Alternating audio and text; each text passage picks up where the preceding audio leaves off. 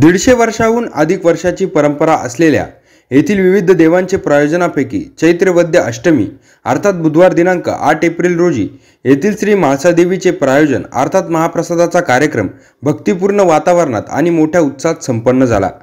परंपरेनुसार चैत्र वद्य अष्टमीच्या दिवशी श्री निवृत्तीनाथ मंदिरामागील श्री म्हाळसादेवीचे प्रायोजनाचे आयोजन करण्यात आले होते। या निमित्त 100हून अधिक ब्राह्मण वृंदांनी विश्वकल्याणार्थ एकच तालासुरात शांतीपट व श्री शक्तीचे पठण करण्यात आले। त्यानंतर दिवसभर सप्तशतीचे पठणात्मक नवचंडी कार्य करण्यात आले।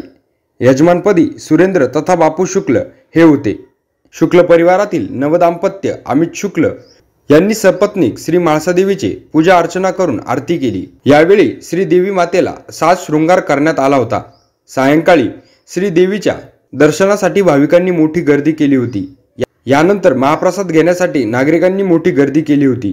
जवळपास 2000 भाविकांनी महाप्रसादाचा लाभ घेतला। कार्यक्रम यशस्वीतेसाठी श्री म्हाळसादेवी मंडळाचे अध्यक्ष मिलिंद धारणे व भक्त परिवार, गावातील नागरिक यांनी विशेष परिश्रम घेतले। एनसीएन न्यूज साठी प्रतिनिधी रवींद्र धारणे, त्र्यंबकेश्वर।